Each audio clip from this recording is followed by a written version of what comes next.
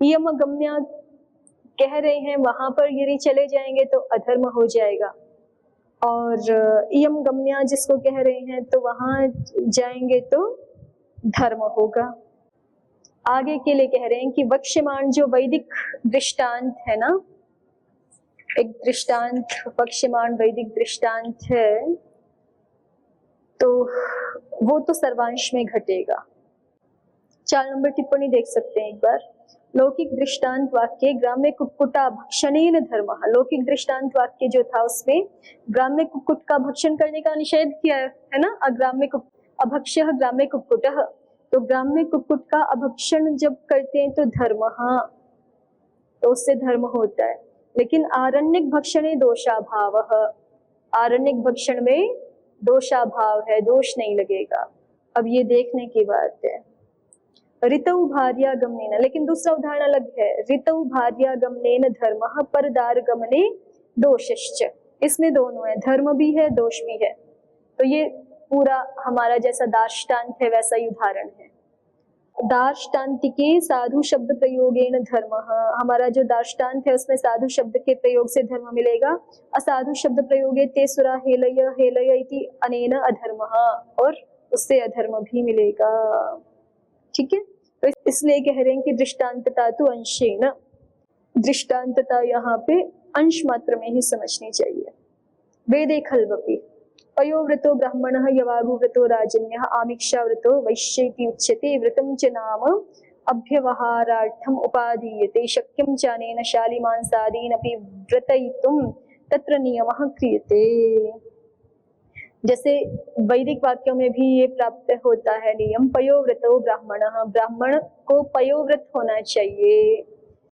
जब उसका संस्कार किया जाता है ना, कोई संस्कार विशेष जैसे उपनयन आदि समझ लीजिए, तो ब्राह्मण बालक को फिर उस समय दूध पी करके रहना चाहिए। यवागु व्रतो राजन्य, राजन्य व्यक्ति को, क्षत्रिय व्यक्ति को यवागु भक्षण करके। आमिक्षा, यवागु समझते हैं ना, हाँ। आमिक्षा व्रतो वैश्य, वैश्य है तो उसको आमिक्षा, आमिक्ष दूध के पनीर या छेना ऐसा क्या समझ लीजिए। और व्रतम च नाम अभ्यवहारार्थम उपादीयते। व्रत किसको कह रहे हैं कि वो जो खाने के लिए वस्तु ग्रहण की जाती है उसको व्रत कह रहे हैं। तो शक्यम च अनेन शालिमांसादीनि अपि व्रतयितुम, ये व्यक्ति जो है शालिमांसादि का भी व्रत कर सकता है ना। शाली धान्य होते हैं और मांस तो मांस ही है फिर। तत्र नियमः क्रियते, तो वहां उस स्थिति में नियम कर रहे हैं कि नहीं, कि ब्राह्मण पयोव्रत होगा, राजन्य यवागु व्रत होगा, और वैश्य व्यक्ति जो है आमिक्षा व्रत होगा, व्रत वाला होगा। और ऐसा नहीं होगा तो फिर दोष लगेगा। ऐसा करेगा तो धर्म होगा, ऐसा नहीं करेगा तो अधर्म होगा। तो ये पूरा घटेगा, शब्दों के जैसे है बिल्कुल प्रयोग। तथा, और उसी तरह से दिखा रहे हैं, बैलवह खादिरो वा यूपः स्यात्। यज्ञ में यूप बनाते हैं ना, तो उसके लिए विधान किया है कि या तो बिल्व वृक्ष की लकड़ी का होना चाहिए या खदिर वृक्ष की लकड़ी का होना चाहिए। बैलवह खादिरो वा यूपः स्यात् इति उच्यते। यूपश्च नाम पश्वनुबंधार्थम उपादीयते। यूप क्या है कि वहां पे यज्ञ के जो पशु होते हैं उनको बांधने के लिए उसका ग्रहण किया जाता है, उसका प्रयोग किया जाता है। शक्यम चानेन यत् किंचिदेव काष्ठम उच्छित्य अनुच्छित्य व पशुर अनुबंधम। कह रहे हैं कि जो कोई भी लकड़ी वहां पर गाड़ दे, छिली हुई हो ना छिली हुई हो, कैसी भी जो है वो, उससे प्रयोजन तो सिद्ध हो ही सकता है ना, पशु बांधे जा सकते हैं। लेकिन नहीं, ऐसा नहीं कर सकते। तत्र नियमः क्रियते, वहां नियम किया जा रहा है। क्या होना चाहिए? बैलवह खादिरो वा यूपः स्यात्। तो ऐसा करेंगे तो ही धर्म होगा, नहीं तो अधर्म हो जाएगा। तथा तीसरा उदाहरण दे रहे हैं, अग्नौ कपालानि अधिष्ठित्य अभिमंत्रयते। अग्नि में कपालों को रख करके फिर अभिमंत्रित करते हैं। भृगूणाम अंगिरसाम घर्मस्य तपसा तप्यध्वम्। भृगूणाम अंगिरसाम घर्मस्य तपसा तप्यध्वम्। भृगु ऋषियों, जो अंगिरा ऋषि है, उनके जो घर्मस्य तपसा तप्यध्वम्, उनका घर्म, उनका जो तप है उससे तपो, ऐसा अभिमंत्रण किया जाता है। अंतरेणापि मंत्रम अग्निर्दहन कर्मा कपालानि संतापयति। कह रहे हैं कि मंत्र बोलने की क्या जरूरत है, जो भृगूनाम अंगिरसाम घर्मस्य तपसा तप्यध्वम ये बोल रहे हो, इसको बोलने की क्या आवश्यकता है। अंतरेणापि मंत्रम, बिना मंत्र के भी अग्निर्दहन कर्मा, अग्नि तो दहन कर्म वाली है ही, ठीक है, उष्णता उसका स्वभाव है, दहन करना उसका कर्म है। तो कपालानि संतापयति, आपने जो वहां कपाल रखे हैं उनको वो गर्म करेगी ही अग्नि, बिना मंत्र बोले भी। तो तत्र च नियमः क्रियते, वहां नियम किया जा रहा है कि नहीं, इस मंत्र का प्रयोग करके ही कपालों को वहां पर तपाना है। एवं क्रियमाणम अभ्युदयकारी भवति, ऐसा जो नियम पूर्वक प्रयोग बताया जा रहा है वैसा यदि करते हैं तो अभ्युदयकारी होता है, नहीं तो नहीं होता। प्रदीपः पयोव्रत इति सत्यामर्थितायां पय एव वर्तयति इति नियमोऽयं न तु विधिः अर्थित्वाभावे कारणाभावात्। सत्यामर्थितायां, अर्थिता होने पर, पय एव व्रतयति, पय को ही ग्रहण करेगा अभ्यवहार के लिए, इति नियमः, ये नियम है, न तो विधि, विधि नहीं है। भाई बुभुक्षा तो लगती है ना सबको, तो अर्थिता तो है ही, उसको बुभुक्षा के शमन के लिए कुछ ना कुछ अभ्यवहार पदार्थ का ग्रहण किया जाए, ये वहां पे अर्थिता तो है ही, ठीक है।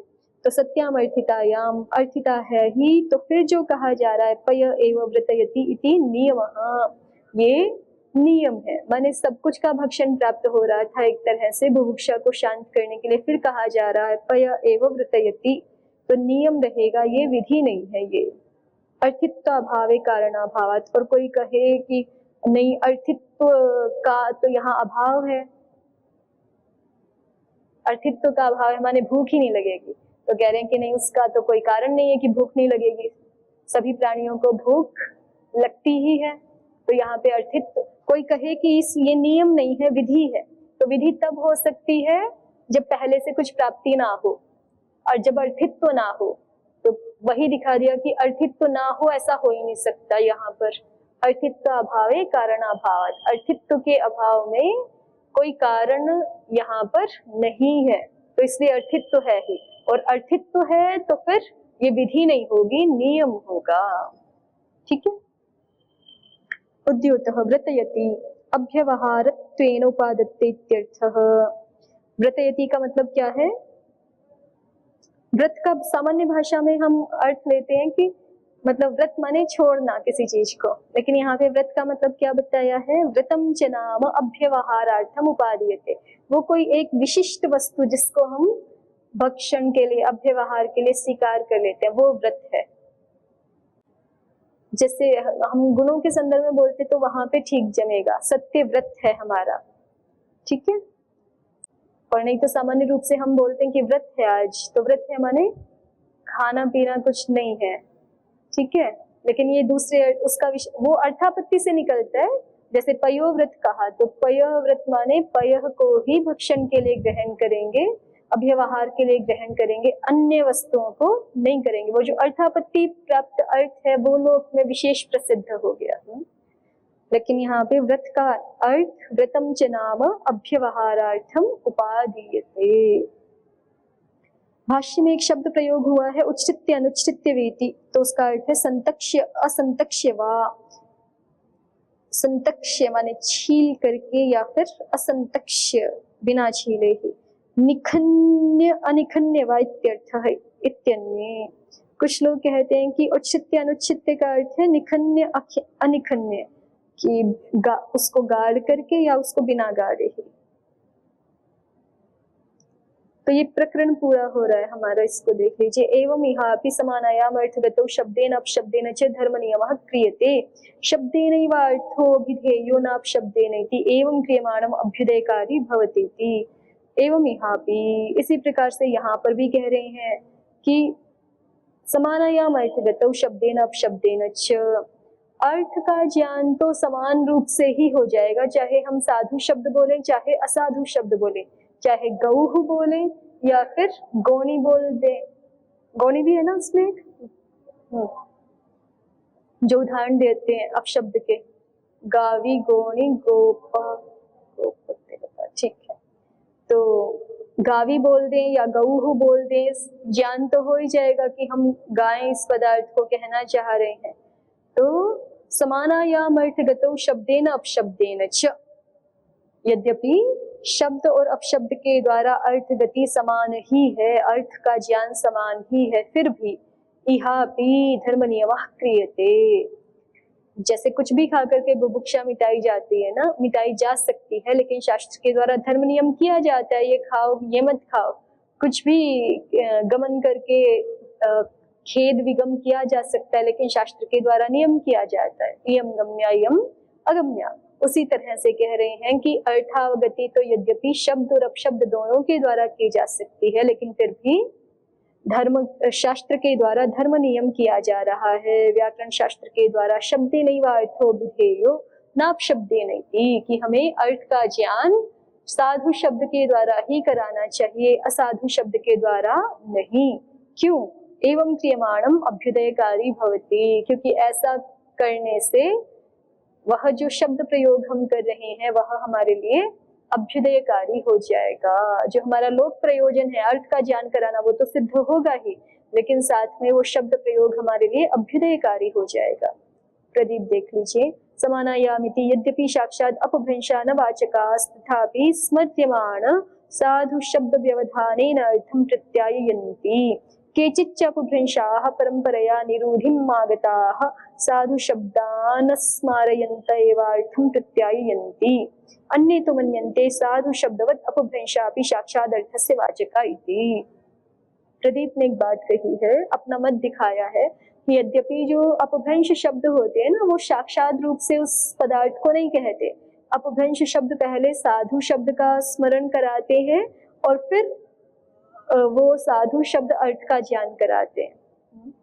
तो अपभ्रंश शब्द साक्षात वाचक नहीं हुए, वो अर्थ का ज्ञान तो करा रहे हैं लेकिन व्यवधान से करा रहे हैं, बीच में साधु शब्द का स्मरण आ रहा है। देखिए प्रथम पंक्ति का यही अर्थ है, यद्यपि साक्षात अपभ्रंशान वाचकः। अपभ्रंश शब्द जो होते हैं वो साक्षात वाचक यद्यपि नहीं होते, लेकिन फिर भी अर्थ का ज्ञान तो करा देते हैं। साक्षात वाचक ना होते हुए भी अर्थ का ज्ञान कैसे करा देते हैं? तथापि स्मर्यमाण साधु शब्द व्यवधानेन, स्मर्यमाण अपभ्रंश शब्दों के प्रयोग से साधु शब्द का स्मरण होगा, तो स्मर्यमाण साधु शब्द के व्यवधान से अर्थम प्रत्यायन्ति, अर्थ का प्रत्यायन, अर्थ का ज्ञान करा देते हैं। और दूसरा मत कह रहे हैं कि कुछ तो रूढ़ी शब्द, कुछ तो अपभ्रंश शब्द ऐसे होते हैं कि वो परंपरा से प्रयोग होते होते होते उन अर्थों के लिए इतने प्रसिद्ध हो गए, इतने रूढ़ हो गए कि अब वो सीधे ही उन अर्थों को कह देते हैं, वहां साधु शब्द का भी बीच में स्मरण नहीं है। केचिच्च अपभ्रंशाः परंपरया निरूढ़िमागताः, कुछ अपभ्रंश शब्द परंपरा से निरूढ़ी भाव को प्राप्त हो जाते हैं। साधु शब्दान अस्मारयन्त एव अर्थम प्रत्याययन्ति, और वो साधु शब्द का स्मरण बीच में ना कराते हुए सीधे ही अर्थ का ज्ञान करा देते हैं। अन्य तो मन्यन्ते, ये इन्होंने अपनी बात कही और कह रहे हैं कि कुछ आचार्य तो ऐसा भी मानते हैं साधु शब्दवद अपभ्रंशापि साक्षात अर्थस्य वाचका इति, कि साधु शब्दों के समान ही अपभ्रंश शब्द भी साक्षात अर्थ के वाचक हैं। उद्योतः ननु अपभ्रंशान वाचकाः वाच्य प्रतीत्यन्यथा अनुपत्या कल्प्यमान शक्तेः शिष्ट प्रयुक्त संस्कृतेष्वेव कल्पनात्। जिज्ञासु कोई कहे कि ननु अपभ्रंशान वाचका, अपभ्रंश शब्द तो वाचक होते ही नहीं, अर्थ को कहते ही नहीं। क्यों? वाच्य प्रतीति अन्यथा अनुपत्या, वाच्य की प्रतीति अन्यथा उत्पन्न नहीं हो सकती। वाच्य की जो प्रतीति है वो वाचक शब्दों से ही होगी, अन्यथा उत्पन्न नहीं हो सकती। कल्प्यमान शक्तेः शिष्ट प्रयुक्त संस्कृतेष्वेव कल्पनात्, जो कल्प्यमान शक्ति है वो शिष्ट प्रयुक्त जो संस्कृत शब्द है, संस्कृत माने साधु शब्द है, उन्हीं में कल्पित की गई है। ठीक है, अर्थात अर्थों को कहने की शक्ति साधु शब्दों में ही कल्पित की गई है, तो इसलिए अपभ्रंश तो वाचक हो ही नहीं सकते। तद अनुसारेणैव चापभ्रंशानां साधु स्मरणेन बोधकत्वोत्पत्तेः समानायाम इति अनुपन्नम इति शंकते। और जब ऐसा है कि कल्प्यमान शक्ति तो शिष्ट प्रयुक्त संस्कृत शब्दों में ही कल्पित की गई है, इसलिए अपभ्रंश शब्द सीधे वाचक तो हो नहीं सकते। तो उस नियम के अनुसार अपभ्रंशानाम साधुस, इस नियम के अनुसार अपभ्रंश शब्द सीधे वाचक हो ही नहीं सकते ना, तो अपभ्रंश शब्द साधु स्मरण कराएंगे। अपभ्रंशानाम साधु स्मरणेन बोधकत्वोत्पत्ते है, अपभ्रंश साधु शब्दों का स्मरण करा रहे हैं, इसलिए ही उनमें बोधकत्व हो सकता है। तो आप जो कह रहे हैं समानायाम अर्थगतो, समान अर्थगति कहाँ हुई? साधु शब्द तो साक्षात वाचक है और अपभ्रंश शब्द तो स्वयं वाचक है ही नहीं, ठीक है, तो समान अर्थगति तो हुई नहीं।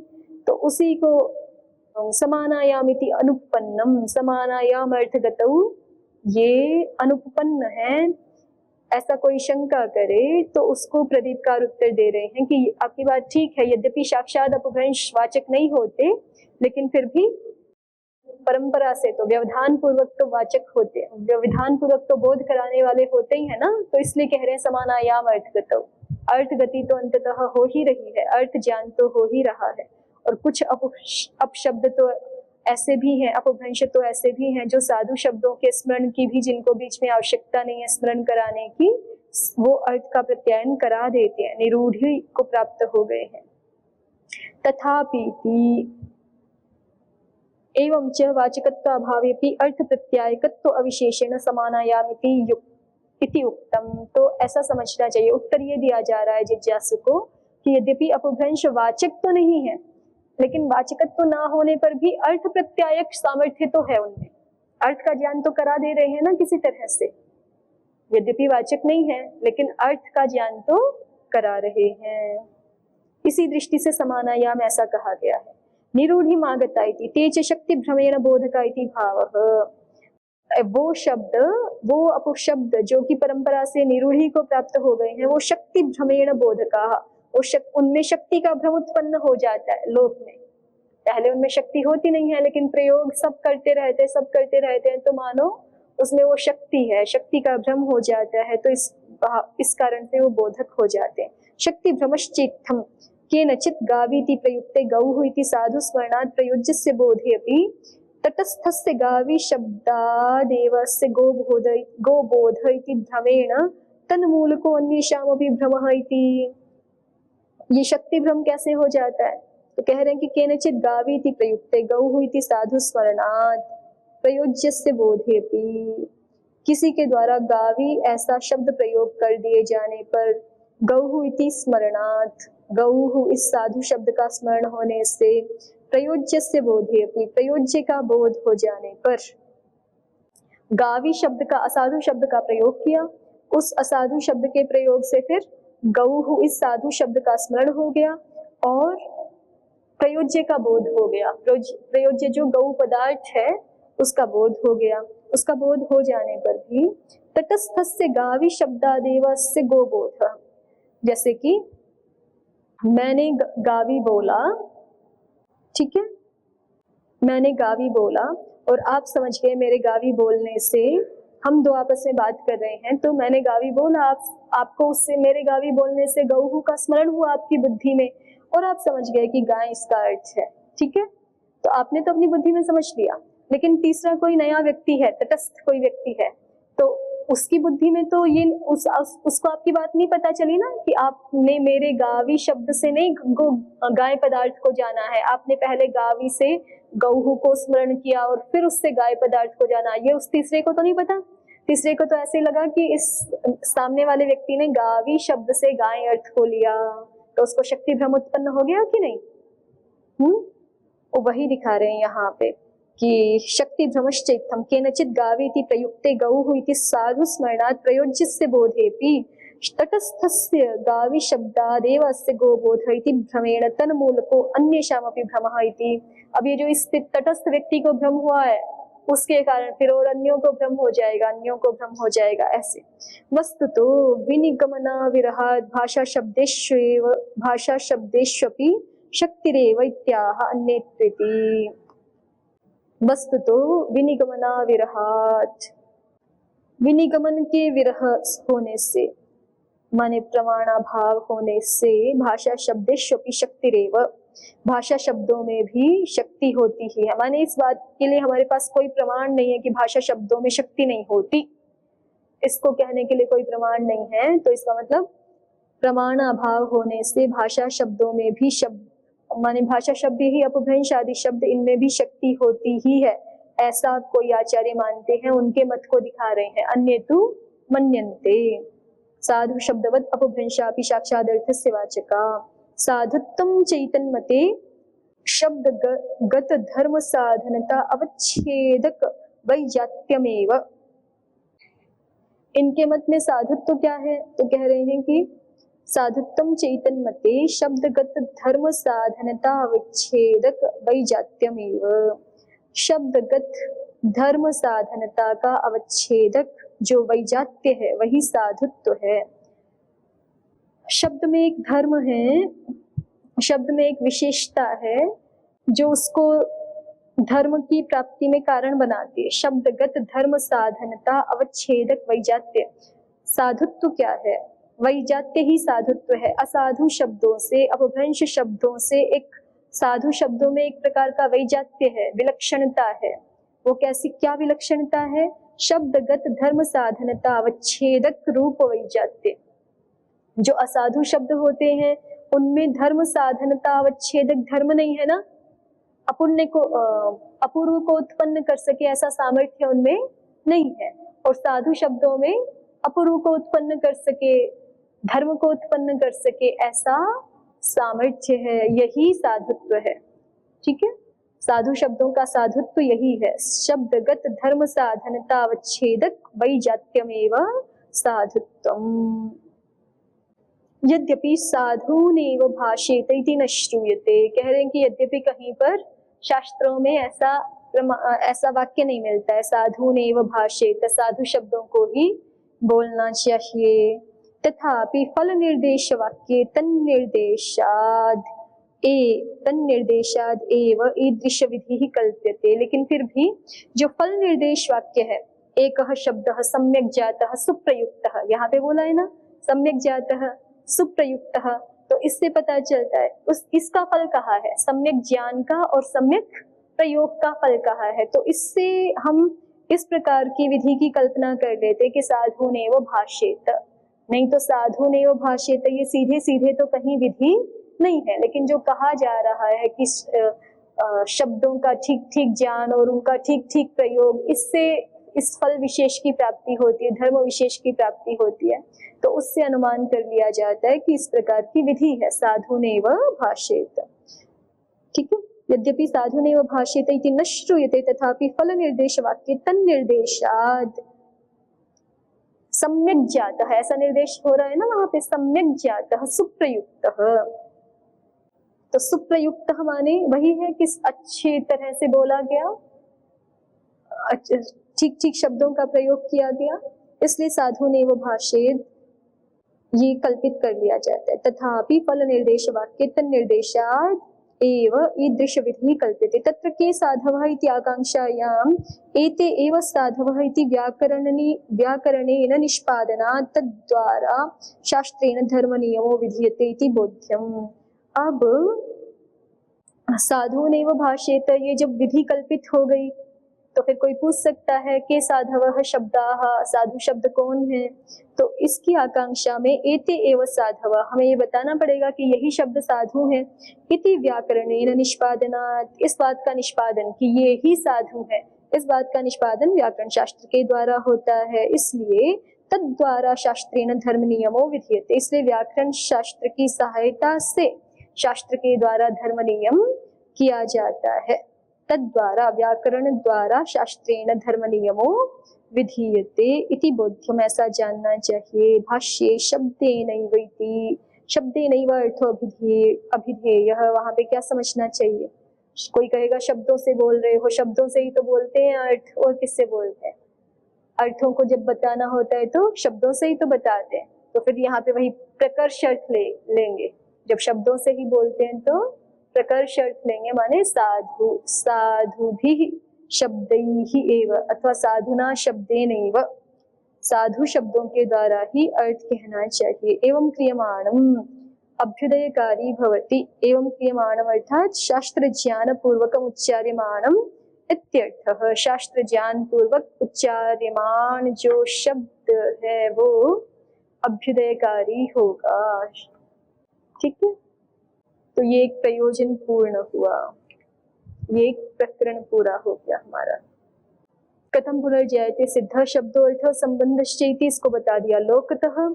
और यदि तर्हि लोक येषु प्रमाणम किम शास्त्रेण क्रियते, तो शास्त्र क्या कर रहा है, धर्म नियम कर रहा है। जैसे लौकिक व्यवहारों में, वैदिक व्यवहारों में शास्त्र के द्वारा नियम किया जाता है कि ऐसा करोगे तो धर्म होगा, ऐसा करोगे तो धर्म नहीं होगा, वैसे ही व्याकरण के द्वारा शास्त्र धर्म नियम कर रहा है। अब कोई कहे कि किस शास्त्र में धर्म नियम किया हुआ है, तो उसको बता दिया उद्योत ने कि सीधे सीधे ऐसे धर्म नियम कोई हमें विधि प्राप्त होती नहीं है, लेकिन फल निर्देश वाक्य शास्त्र में जरूर प्राप्त होता है। एक शब्द आदि, उसी से साधु ने व भाष्यित आदि विधियों की कल्पना हो जाती है। और वैसा हम करेंगे तो धर्म होगा, नहीं करेंगे तो अधर्म हो जाएगा। इसलिए शास्त्र क्या कर रहा है, अंततः धर्म नियम कर रहा है। शास्त्र शब्दों को बना नहीं रहा है, शास्त्र केवल उनका अन्वाख्यान कर रहा है और बता रहा है कि इसी प्रकार के शब्दों का प्रयोग करना चाहिए। एवं क्रियमाणम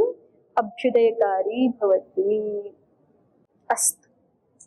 ओम शांति शांति शांति। ओम श्री परमात्मने नमः। ओम श्री गुरुभ्यो नमः। ओम सर्वेभ्यो नमः। ओम